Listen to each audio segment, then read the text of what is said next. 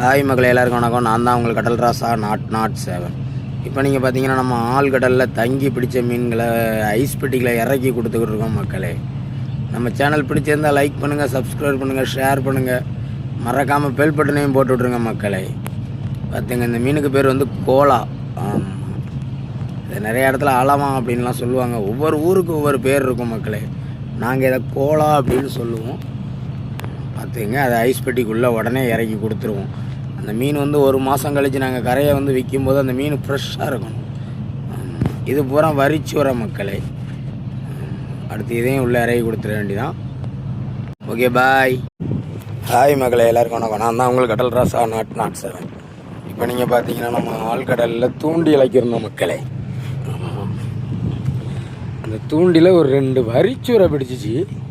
அந்த வரிச்சுரை சைஸை பாருங்களேன்.